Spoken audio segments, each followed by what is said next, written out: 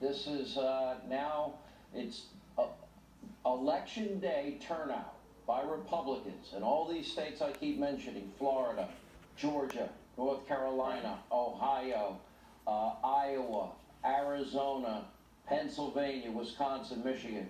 It's all about turnout tomorrow. You know, we could talk about numbers till we're blue in the face. People have got to do their part if they want to save their country. Yeah, the polls are irrelevant. The good news is the Democrats are very much spent. 2/3 or so of their people have voted. Now it's our turn, Republicans. So it's almost like a military operation without the violence. It's time for Republicans to come out of every township, every village, every city, every suburb, and to bring family members and vote too. It is time for us to make our presence felt on election day. And we need to make sure everybody we know votes too. If more of us vote than them, we win and we save this republic. I want to tell you a quick story.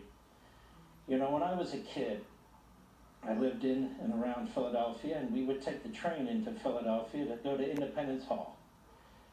And Independence Hall was basically the Pennsylvania Assembly Building in Philadelphia. And my friend Eric and I would go there. We were 13 or 14 years old. We would go all the time.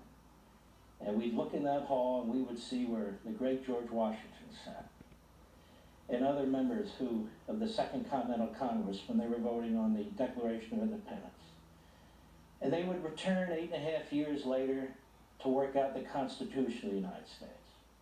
And we'd go down the hall and we would see two floors, the upper chamber and the lower chamber. The reason the House of Representatives is the lower chamber because it was on the first floor.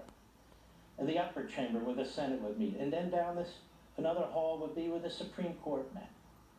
All in this little area where America was born. And I think to myself, America. Where did this idea of America come from? It came from Aristotle and Cicero. It came from the greatest minds mankind has ever created. America. They talk about it as an idea. It was an idea. But we made it a concrete reality. There's nothing been like America on the face of the earth. John Locke and Montesquieu, where we get separation of powers. These men who created this country, they were well read, they were scholars, they understood what came before. As opposed to this, Joe Biden and Bernie Sanders and AOC and so forth. You know what this is? This is warmed over Marxism. It's been tried in country after country.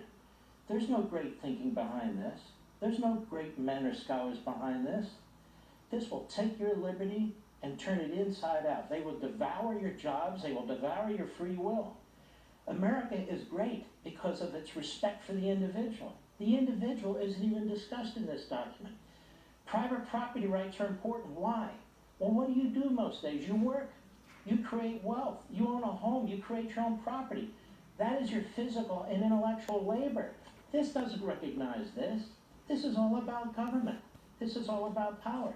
Whether you work in coal mines, whether you work in steel mills, whether you work in the oil patch, whether you're driving trucks, whether you're grocery store owners, whether you're white collar, blue collar, union, non-union, middle class, suburbs, inner city, liberty is the key. The word liberty doesn't show up anywhere in here. In the speeches that Biden's given, the word liberty is never discussed. You know what equality is without liberty, Sean? It's tyranny. It's totalitarianism.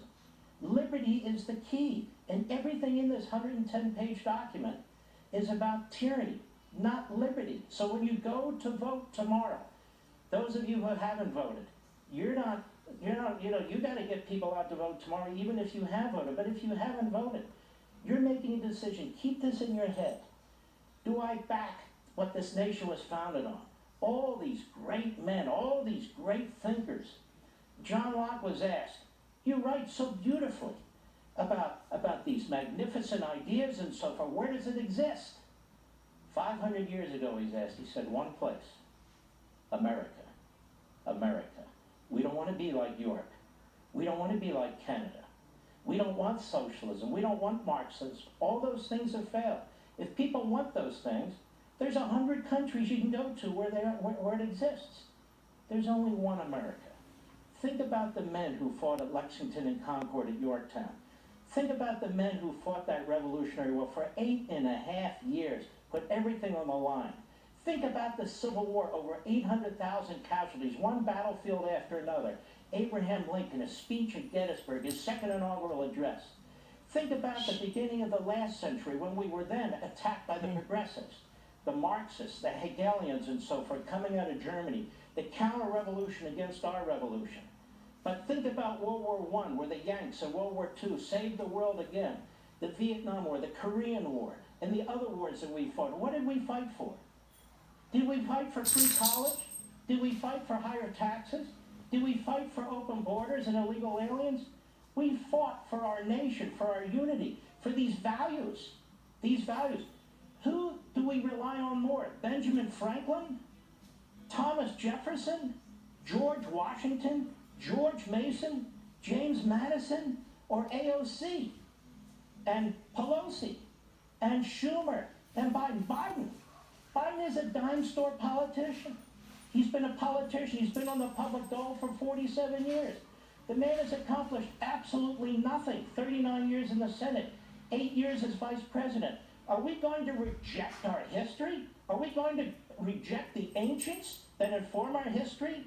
For Joe Biden, who runs around, talks about unity, says he would do more on the virus when you know he would not? Everything's at stake. I will close with a quote from the great Thomas Sowell, one of the great living icons. And he said on my show, Sean, back in July, what I see is that if the election goes to Biden, that there's a good chance that the Democrats will then control two branches of Congress and the White House.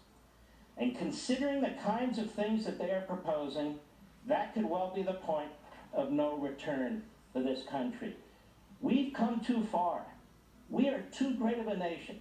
We have saved too many people. We have lost too many lives. Think about your own ancestors. To surrender this country in one vote to a failed, lifelong career politician and a bunch of leftists and a Bernie Sanders, an old-time red out of Brooklyn. Think about it. That's it.